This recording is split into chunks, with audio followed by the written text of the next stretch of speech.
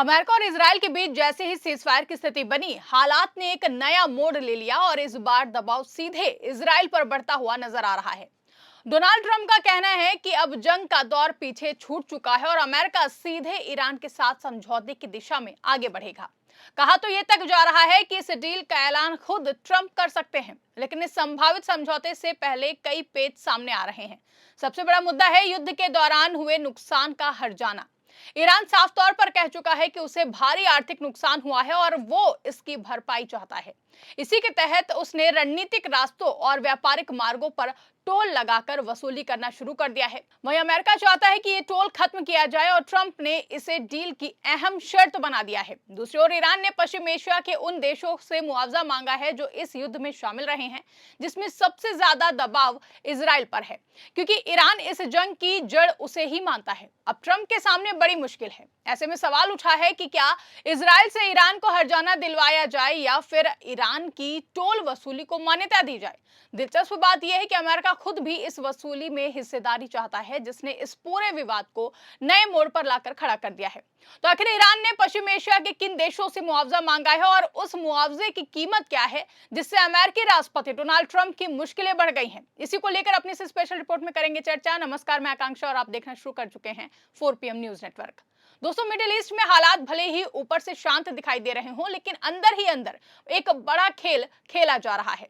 America और Iran के बीच लड़ाई रुकने की बात जरूर कही जा रही है, लेकिन इससे तनाव खत्म नहीं हुआ है, बल्कि अब इस पूरे मामले में सबसे ज्यादा दबाव जिस देश पर दिखाई दे रहा है वो है इजराइल। दरअसल अमेरिका के राष्ट्रपति डोनाल्ड ट्रंप बार बार कह रहे हैं कि अब जंग पुरानी बात हो गई है और अमेरिका ईरान के साथ सीधी डील करना चाहता है। उनका कहना है कि ईरान खुद बातचीत करना चाहता है, इसलिए अब लड़ाई की जरूरत नहीं है। लेकिन दूसरी तरफ ईरान का रुख बिल्कुल ही अलग है। ईरान साफ साफ कह चुका है कि वो किसी भी दबाव में नहीं आएगा और जो भी बात होगी उसकी अपनी शर्तों पर ही होगी। ईरान का कहना है कि जंग अमेरिका ने शुरू की थी, इसलिए अब उसका हिसाब भी वही करेगा। सबसे बड़ी बात तो यह है कि ईरान ने अब खुलकर हट जाने की मांग कर दी है। ईरान का दावा है कि इस जंग में उसे बहुत बड़ा नुकसान हुआ है। शुरुआती तौर पर यह नुकसान करीब 270 अरब डॉलर बताया गया है, लेकिन ईरान यह भी कह रहा है कि यह सिर्फ शुरुआत है, असली नुकसान इससे भी ज्यादा हो सकता है। ईरान ने अपने नुकसान को आसान तरीके से समझाया है।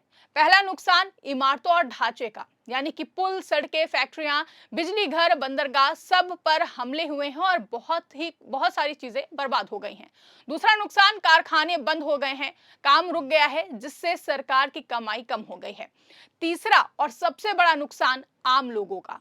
लोगों के घर टूटे हैं, जिंदगी बर्बाद हुई और आने वाले समय पर भी इसका असर पड़ा है। ईरान का कहना है कि ये सिर्फ पैसों का मामला नहीं है, बल्कि पूरे देश की तबाही का हिसाब है, इसलिए वो बिना हर्जाना लिए पीछे नहीं हटेगा। अब इस पूरे मामले में सबसे बड़ा मुद्दा बन गया है स्ट्रेट ऑफ होर्मुज को लेकर। आपको बता दें कि ये वो समुद्री रास्ता है जहां से दुनिया का बहुत सारा तेल गुजरता है। इस रास्ते पर पकड़ बनाकर ईरान ने अपनी ताकत दिखानी शुरू कर दी है। ईरान ने यहां से गुजरने वाले जहाजों पर टोल लगा दिया है, यानी कि अब कोई भी जहाज बिना ईरान की इजाजत के यहां से नहीं जा सकता है। अगर कोई जाने की कोशिश करेगा तो उसे रोका जा सकता है। ईरान ने पश्चिमी देशों के जहाजों के लिए करीब 20 लाख डॉलर प्रति जहाज का टोल तय किया है। कुछ देशों में इसमें छूट भी दी जा सकती है, खासकर एशिया और अफ्रीका के देशों को। वहीं जो देश ईरान के दोस्त माने जाते हैं उन्हें पूरी छूट भी मिल सकती है। ईरान इस टोल को रिकंस्ट्रक्शन टैक्स कह रहा है, यानी जो नुकसान हुआ है उसकी भरपाई के लिए ये पैसा लिया जाएगा। आज सत्ता की आंखों में आंखें डालकर पत्रकारिता करना मुश्किल हो गया है। हमारे 4 PM नेशनल यूट्यूब और फेसबुक चैनल को, जिसे आपका प्यार और विश्वास हमेशा से मिलता रहा है, उसे बंद करके सरकार ने यह साबित कर दिया है कि वो आपके सवालों से कितना डरती है। मुश्किल दौर है, लेकिन हम ना रुके थे और ना ही रुकेंगे। हम सच के लिए हमेशा लड़ते रहेंगे। ऐसे में 4 PM यूपी को ज्यादा से ज्यादा ज्वाइन करें और स्वतंत्र पत्रकारिता को जिंदा रखने के लिए जितना हो सके उतना हमारा आर्थिक सहयोग करें। आपके सहयोग से ये जंग हम जीत कर रहेंगे। अब अमेरिका इस बात से खुश नहीं है। अमेरिका चाहता है कि स्ट्रेट ऑफ होर्मुज खुला रहे और वहां कोई भी टोल ना लगे, ताकि दुनिया का व्यापार चलता रहे। लेकिन यहाँ भी एक दिलचस्प बात सामने आ रही है। कहा जा रहा है कि अमेरिका चाहता है कि अगर टोल लिया भी जाए तो उसमें उसका भी हिस्सा हो, यानी कि ईरान पैसा वसूले लेकिन उसका कुछ हिस्सा अमेरिका को भी दे। अगर ऐसा प्रस्ताव सामने आता है तो ये देखना होगा कि ईरान इसे मानता भी है या फिर नहीं, क्योंकि फिलहाल ईरान का रुख काफी ज्यादा सख्त है। अब बात सबसे अहम यानी कि इजराइल की करें तो ईरान ने जो 270 अरब डॉलर का हर्जाना मांगा है, उसमें सबसे बड़ा हिस्सा इजराइल से मांगा गया है। ईरान का मानना है कि इस पूरी लड़ाई की जड़ में इजराइल ही सबसे मेन था, इसलिए सबसे ज्यादा जिम्मेदारी भी उसी की है। यही वजह है कि अब इजराइल सीधे ईरान के निशाने पर आ गया है। इजराइल के लिए ये स्थिति आसान नहीं है। अगर ईरान का दबाव बढ़ता है तो फिर उसे आर्थिक और सैन्य दोनों तरह की चुनौती मिल सकती है। सिर्फ इजराइल ही नहीं, ईरान ने कई और देशों को भी जिम्मेदार ठहराया है। इसमें बहरीन, सऊदी अरब, कतर, यूएई और जॉर्डन जैसे देश शामिल हैं। ईरान का कहना है कि इन देशों ने सीधे लड़ाई नहीं लड़ी है, लेकिन उन्होंने अमेरिका और इजराइल को अपनी जमीन इस्तेमाल करने दी है, इसलिए वो भी इस नुकसान के जिम्मेदार हैं। ईरान ने इस मामले को अंतर्राष्ट्रीय स्तर पर भी उठाया है। उसने संयुक्त राष्ट्र को पत्र भेजकर इन सभी देशों से मुआवजे की मांग की है। अब सबकी नजरें उस बातचीत पर हैं जो पाकिस्तान में होने वाली बात कही जा रही है। पाकिस्तान की राजधानी इस्लामाबाद में अमेरिका और ईरान के बीच बातचीत हो सकती है, ऐसी खबरें निकलकर सामने आ रही हैं। हालांकि अभी इसकी तारीख तय नहीं हुई है, लेकिन माना जा रहा है कि जल्द ही दोनों देश आमने सामने बैठ सकते हैं। इस बातचीत में सबसे बड़ा मुद्दा होगा स्ट्रेट ऑफ होर्मुज और हर्जाना। अमेरिका चाहेगा कि टोल खत्म हो और रास्ता खुला रहे, वहीं ईरान चाहेगा कि उसे उसका पैसा मिले या फिर उसे टोल वसूलने दिया जाए। यही असली टकराव है। अगर ईरान अपनी बात पर अड़ा रहता है तो फिर इसका असर सिर्फ इस क्षेत्र तक सीमित नहीं रहेगा, बल्कि पूरी दुनिया पर इसका असर पड़ सकता है। तेल की कीमतें बढ़ सकती हैं, व्यापार महंगा हो सकता है और कई देशों की अर्थव्यवस्था पर दबाव आ सकता है। अमेरिका के लिए भी ये आसान फैसला नहीं है। अगर वो ईरान की बात मानता है तो फिर उसकी ताकत पर सवाल भी उठ सकते हैं, और अगर नहीं मानता है तो तनाव फिर से बढ़ सकता है।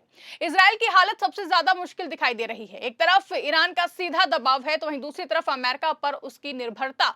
अगर अमेरिका कोई समझौता करता है तो इसका असर सीधा इजराइल पर भी पड़ेगा। कुल मिलाकर ये मामला अब सिर्फ जंग तक सीमित नहीं रह गया है, बल्कि ये अब पैसे, ताकत और दबाव की लड़ाई बन चुका है। हर देश अपनी अपनी शर्तों पर खेल खेल रहा है। आने वाले समय में क्या होगा ये इस बात पर निर्भर करेगा कि अमेरिका और ईरान के बीच बातचीत कैसी होती है।